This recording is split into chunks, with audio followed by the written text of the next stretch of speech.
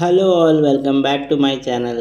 ఈరోజు మనం నెట్ఫ్లిక్స్లో తెలుగు డబ్బింగ్తో అవైలబుల్గా ఉన్న 29 మూవీ గురించి మాట్లాడుకుందాం. లోకేష్ సినిమాటిక్ యూనివర్స్ ఫిలిమ్స్కి కోరేటర్గా పనిచేసి మైద్యమాన్, అధాయ్ లాంటి మూవీస్కి డైరెక్టర్గా తన మార్క్ క్రియేట్ చేసిన రత్నకుమార్ గారి నుంచి వచ్చిన సినిమా ఈ 29. హానెస్ట్లీ సినిమా స్టార్ట్ చేసే ముందు నా ఎక్స్పెక్టేషన్స్ నార్మల్గానే ఉన్నాయి, కానీ కంప్లీట్ అయ్యాక మాత్రం చాలా రీఫ్రెషింగ్ ఎక్స్పీరియన్స్ అనిపించింది. ఎందుకంటే రీసెంట్గా వచ్చే చాలా రొమాంటిక్ డ్రామాస్లో మనం ఒక ప్యాటర్న్కి అలవాటు పడిపోయాం. హీరో హీరోయిన్ని మీట్ అవ్వడం, లవ్లో పడడం, కొన్ని మిస్అండర్స్టాండింగ్స్ రావడం, బ్రేకప్ అవ్వడం, మళ్ళీ ఎమోషనల్ క్లైమాక్స్. బేసిక్గా స్ట్రక్చర్ అంతా ఇలాగే ఉంటుంది. అండ్ ఇంకా ఈ 29 మూవీ కూడా కథ పరంగా చూస్తే స్టోరీ ఏం కొత్త కాదు, సేమ్ ఈ ప్యాటర్న్లోనే ఉంటాయి. కానీ ఆ ఫెమిలియర్ స్టోరీని రత్నకుమార్ ప్రజెంట్ చేసిన విధానం మాత్రం చాలా రీఫ్రెషింగ్గా అనిపించింది. ఫస్ట్ హాఫ్ కంప్లీట్గా క్యారెక్టర్ని ఎస్టాబ్లిష్ చేయడానికి యూజ్ చేశారు. ఇది ఫాస్ట్ పేస్డ్ మూవీ కాదు, డైరెక్టర్ ఎక్కడ హరి పడలేదు. సత్య క్యారెక్టర్ని అలాగే విజ్జి మెంటాలిటీని ఎస్టాబ్లిష్ చేస్తూ వాళ్ళిద్దరి మధ్యన కెమిస్ట్రీ డెవలప్ అయ్యే విధంగా స్లోగా బిల్డ్ చేశారు. నార్మల్గా ఇలాంటి ఫిలిమ్స్లో ఫస్ట్ హాఫ్ ఎంటర్టైనింగ్గా ఉండాలని ఫోర్స్డ్ కామెడీ ట్రాక్స్ పెట్టడం, సైడ్ క్యారెక్టర్స్తో అన్నెసెసరీ సీన్స్ క్రియేట్ చేయడం చూస్తాం.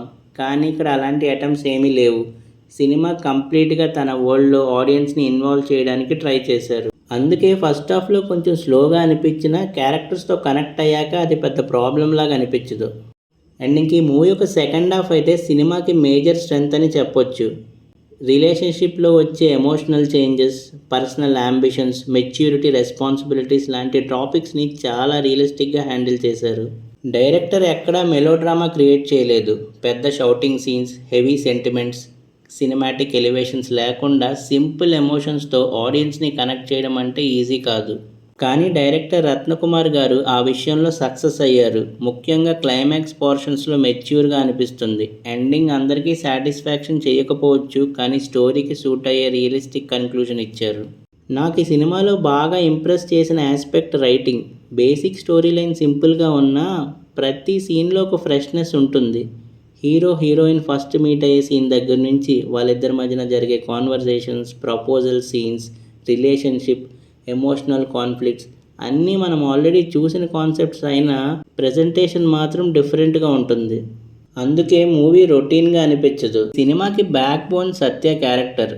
లేట్ 20sలో ఉన్న యూత్కి కెరియర్ గురించి క్లారిటీ ఉండకపోవడం, ఐడెంటిటీ కోసం సర్చ్ చేయడం, గోల్స్ ఏంటి అని ఆలోచించడం, రిలేషన్షిప్స్ని బ్యాలెన్స్ చేయలేకపోవడం లాంటి స్ట్రగల్స్ అన్నీ చాలా రిలేటబుల్గా ఉంటాయి. ముఖ్యంగా హీరో ఇన్నర్ వాయిస్, తన ఇన్సెక్యూరిటీ, తన బిహేవియర్, ఫ్యామిలీతో ఇంటరాక్షన్స్ ఇవన్నీ చాలా న్యాచురల్గా ఉంటాయి. సినిమా అయిపోయాక కూడా సత్య క్యారెక్టర్ గుర్తుండిపోతుంది. రీజన్ అదే.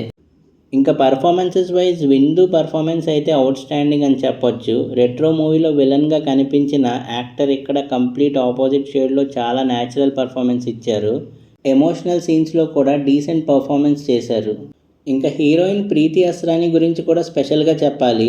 హీరోయిన్ కేవలం గ్లామర్ కోసం కాకుండా స్టోరీలో ఈక్వల్ ఇంపార్టెన్స్ ఉన్న క్యారెక్టర్ రాశారు. తన పర్ఫార్మెన్స్ కూడా రియలిస్టిక్గా ఉంది. సినిమాలో డైలాగ్స్ బిగ్గెస్ట్ ప్లస్ పాయింట్లో ఒకటి. ఇక్కడ సినిమాటిక్ పంచ్ డైలాగ్స్ ఉండవు. రియల్ లైఫ్లో మన ఫ్రెండ్స్, ఫ్యామిలీ మెంబర్స్ ఎలా మాట్లాడుకుంటారో అలానే ఉంటాయి. అందుకే సీన్స్ ఇంకా జెన్యూన్గా అనిపిస్తాయి. బ్యాక్గ్రౌండ్ స్కోర్ ఎమోషనల్ సీన్స్ని చాలా బాగా ఎలివేట్ చేసింది. అండ్ ప్రొడక్షన్ వాల్యూస్ కూడా డీసెంట్గా ఉన్నాయి.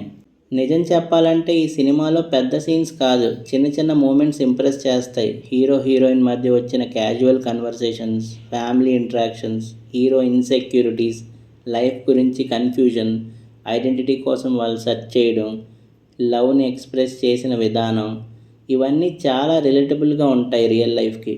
అదే ఈ సినిమాకి బిగ్గెస్ట్ సక్సెస్. అండ్ ఇంక మూవీ యొక్క నెగటివ్స్ విషయానికి వస్తే మూవీ కొంచెం స్లోగా ఉంటుంది. పర్టికులర్లీ ఫస్ట్ హాఫ్లో కొన్ని ప్లేసెస్లో ల్యాగ్ అనిపిస్తుంది. అలాగే మాస్ ఆడియన్స్కి ఈ సినిమా అంతగా కనెక్ట్ అవ్వకపోవచ్చు. ఓవరాల్గా 29 అనే మూవీ ఒక matured love story. Love story కంటే ఎక్కువగా లైఫ్, కెరియర్, రిలేషన్షిప్, రెస్పాన్సిబిలిటీస్ గురించి చాలా బాగా చూపించారు. ఇది ఒక బ్యూటిఫుల్ ఎక్స్పీరియన్స్. మరి చూసి మీకు ఎలాగనిపించిందో కామెంట్స్లో మెన్షన్ చేయండి. వీడియో నచ్చితే లైక్ చేయండి, ఛానల్ని సబ్స్క్రైబ్ చేసుకోండి. Thank you for watching.